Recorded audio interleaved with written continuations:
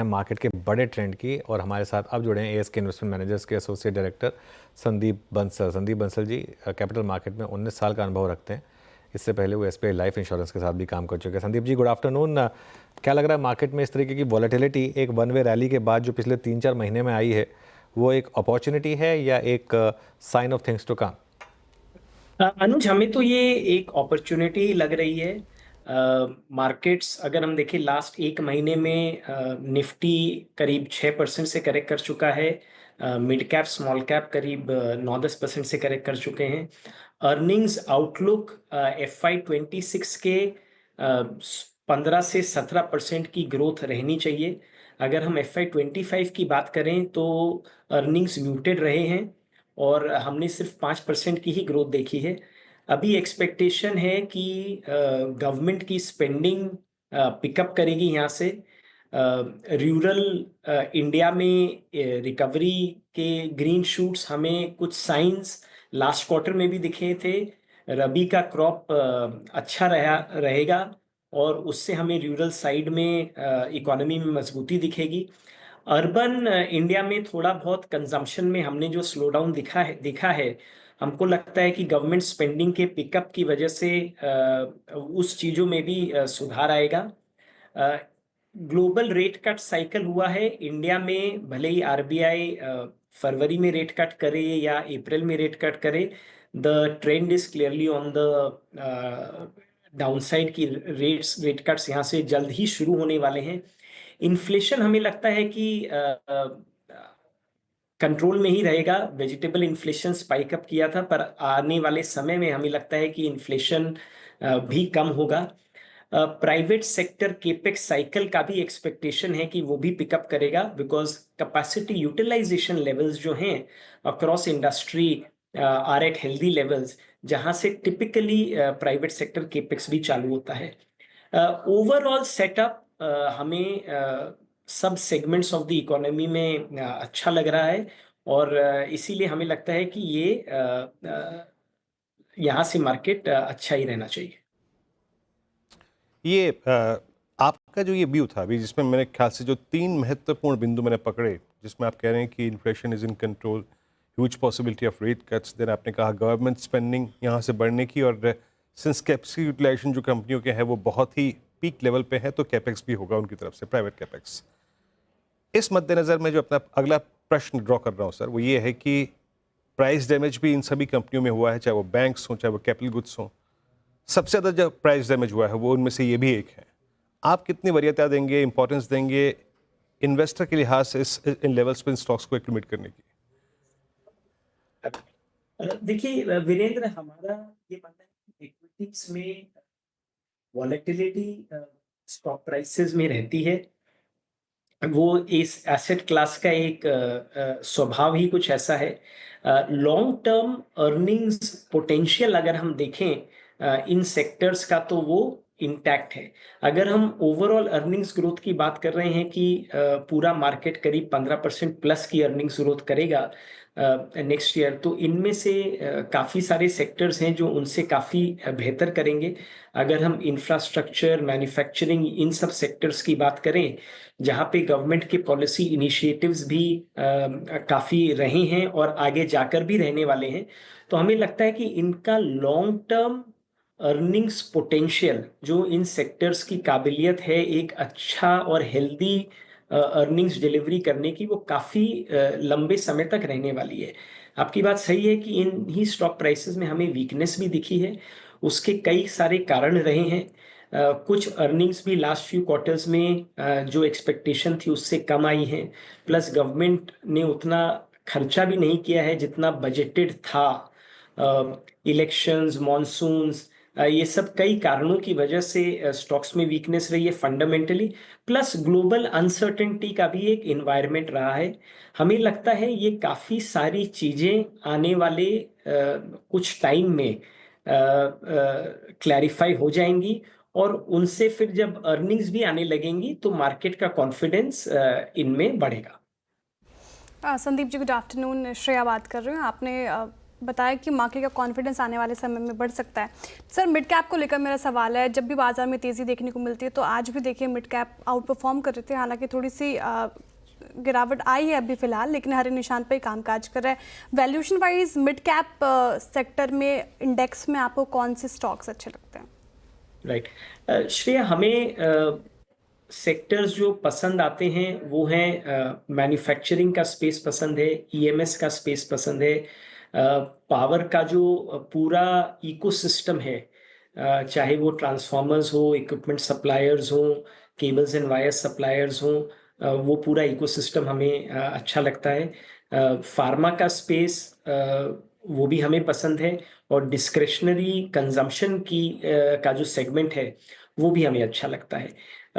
Mid cap stocks जो होते हैं वो टिपिकली हायर बीटा होते हैं, उनमें ग्रोथ की एक्सपेक्टेशन भी ज़्यादा रहती है, और जब भी ग्रोथ नंबर्स मीट नहीं हो पाते हैं या कोई भी मैक्रो नेगेटिव न्यूज़ आती है तो स्टॉक प्राइस का रिएक्शन भी थोड़ा सा ज़्यादा होता है। Mid cap as a basket में हाँ, स्टॉक प्राइस का डैमेज भी ज़्यादा हुआ था, वो अब रिकवरी में थोड़े से चले भी ज़्यादा हैं, पर वो हमेशा ही होता है। There are segments mid cap में जो हमें लगता है जहाँ पे अर्निंग्स में एक बड़ा बदलाव आया है लास्ट कुछ सालों में, और आने वाले समय में भी हमें दिखेगा कि वो अर्निंग्स ट्रेजेक्टरी कंटिन्यू रहेगी। उन बिजनेसेस में हमें लगता है स्टॉक प्राइस में स्ट्रेंथ वापस आ जाएगी। जो mid cap stocks earnings delivery नहीं कर पाएंगे, वहां पर हो सकता है कि वो स्टॉक प्राइस के लेवल्स मेंटेन ना रहें, और वो रिकवरी में उनको, जब तक उनकी अर्निंग्स नहीं आएगी तब तक वो स्टॉक प्राइस भी शायद ना रिकवर कर पाए। अच्छा, अर्निंग्स की बात हो रही है तो एक पॉकेट जिसने मार्केट को काफ़ी परेशान किया था वो थी कंजम्पशन स्पेस, चाहे डिस्क्रिशनरी हो या नॉन डिस्क्रिशनरी हो, और काफ़ी तो एक्सीडेंट्स भी रहे थे यहाँ पर। एशियन पेंट्स जैसे स्टॉक्स, काफ़ी फॉलन एंजल्स हमारी मार्केट ने देखे हैं, हेवल्स जैसा एक स्टॉक एक और एग्जांपल होता है। इस स्पेस में अब आपकी इन्वेस्टर्स को क्या राय होगी? कंजम्पशन में स्लोडाउन के अनुज कई कारण रहे हैं। इन्फ्लेशन ने काफ़ी कुछ इनकम्स को डैमेज किया है, उससे कंज्यूमर की स्पेंडिंग कैपेबिलिटी कम हो गई है। थोड़े आरबीआई ने जो मैक्रो प्रूडेंशियल मेजर्स लिए और कंज्यूमर सेक्टर में जो लोन्स दिए जा रहे थे वहाँ पर भी हमने थोड़ा सा एक स्लोडाउन देखा है। Plus economic activity in general थोड़ी सी वीक रही है, उसका भी कंजम्पशन पे एक इम्पैक्ट हुआ है। हमें अभी भी डिस्क्रेशनरी कंजम्पशन का जो स्पेस है वो अच्छा लगता है। जो ट्रेडिशनल एफएमसीजी या स्टेपल्स वाला सेक्टर है वो एक मिड सिंगल डिजिट का वॉल्यूम ग्रोथ सेक्टर है, वहां पे मार्जिन एक्सपेंशन का भी स्कोप बहुत ज्यादा नहीं है, तो वहां पे अर्निंग्स ग्रोथ 8 से 10% की रेंज में ही रहेगा, और वैल्यूएशंस वहां पर अभी भी एज अ बास्केट 50 टाइम के पी मल्टीपल्स पे हैं। तो वहां पे हमें नहीं लगता है कि शेयर प्राइस अप्रिशिएशन का या रिटर्न्स का बहुत ज्यादा स्कोप है। पर डिस्क्रिशनरी वाला जो स्पेस है वहां पे वी बिलीव कि अर्निंग्स ग्रोथ डबल डिजिट में हो सकती है। वैल्यूएशंस वहां पर भी ऐसे सस्ते नहीं है, पर क्योंकि कंजम्पशन स्पेस में ओवरऑल इंडिया में वैल्यूएशन सस्ते रहते भी नहीं है, पर बिकॉज वहां पे डबल डिजिट अर्निंग्स ग्रोथ आएगी और एक लंबे समय तक आ सकती है एज कंट्री की इनकम लेवल्स और प्रॉस्पेरिटी लेवल्स इंक्रीज हो रही हैं, तो हमारा हमारा इन्वेस्टमेंट्स या हमारी राय रहेगी कि उस सेगमेंट में इन्वेस्टर्स फोकस करें।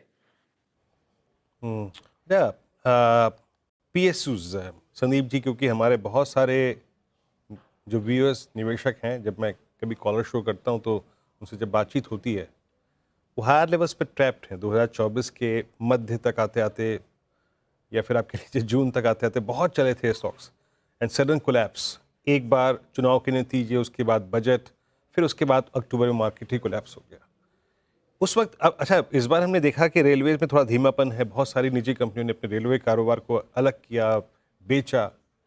अभी पीएसयूज पे आपका टेक क्या है? एक सेंसिबल अप्रोच क्या होगी? क्या आप अपने उन इन्वेस्टमेंट्स को जो इस वक्त 40% डाउन है, एवरेज आउट करना चाहिए क्या?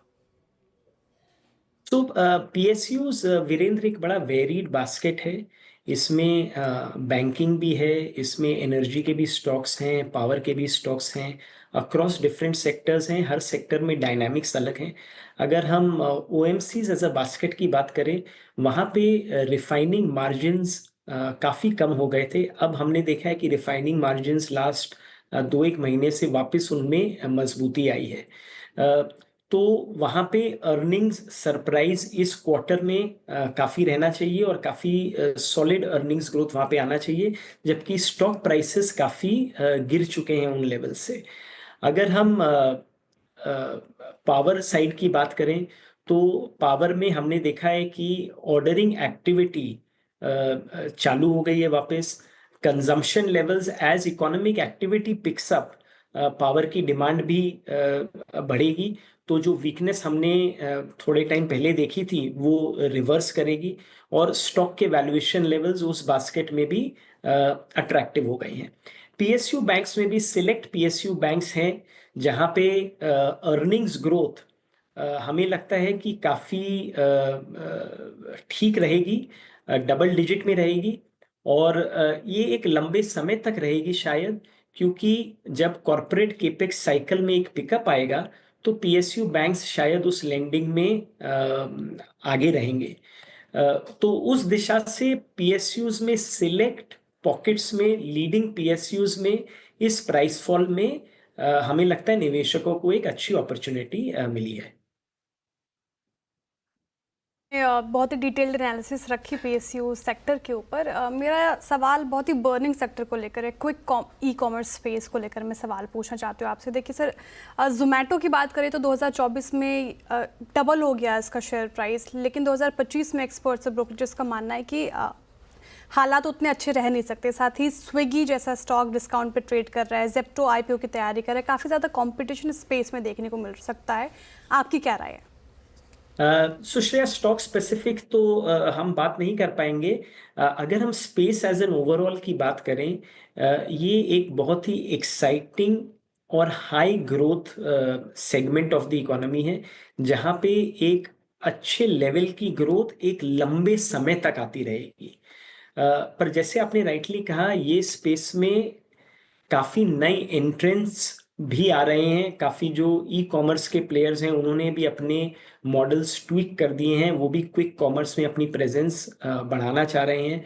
काफ़ी जो ट्रेडिशनल रिटेलर्स हैं वो भी इस सेगमेंट में अपनी प्रेजेंस को इंक्रीज कर रहे हैं, क्योंकि उन्हें भी समझ में आ गया कि ये स्पेस एक लंबे समय तक ग्रोथ दे सकती है। तो इस सेगमेंट में हो सकता है कि डिस्काउंटिंग लेवल्स में एक पिकअप आए। इस सेगमेंट में ये हो सकता है कि कंज्यूमर्स को शायद ज़्यादा फायदा होगा, बिकॉज ये सब कंपनीज शायद सस्ते में या थोड़े डिस्काउंट में अपने प्रोडक्ट्स बेचेंगी और इनकी जो मार्जिन ट्रेजेक्टरी एक्सपेक्टेड थी कुछ महीनों पहले तक ही, वो शायद अब ना आ पाए। इन स्टॉक्स में क्या हुआ कि इन्होंने अपने मार्जिन्स पे सरप्राइज किया जो इन्वेस्टर्स एक्सपेक्ट नहीं कर रहे थे, पर अब शायद उसका रिवर्स भी हो सकता है because of increasing competitive intensity. और क्योंकि ये सारे प्लेयर्स डीप पॉकेट्स वाले प्लेयर्स हैं, ये बोलना मुश्किल हो जाएगा कि ये कंपेटिटिव इंटेंसिटी कितने लंबे समय तक चलेगी। इसलिए ये स्पेस हमें बहुत अच्छा लगता है, पर because of the risk involve हम इसमें अभी वेट एंड वॉच मोड में हैं। जी, बहुत बहुत शुक्रिया संदीप जी, आप इस कार्यक्रम में शामिल हुए। बहुत खुल के आपसे चर्चा हुई हर सेक्टर्स पे, स्पेस पे। आपके साथ लिमिटेशन है कि स्टॉक से बात नहीं कर सकते, बट स्टिल आपने काफ़ी इंसाफ किया सेक्टर्स के साथ अपनी टिप्पणियों में। बहुत बहुत शुक्रिया सर।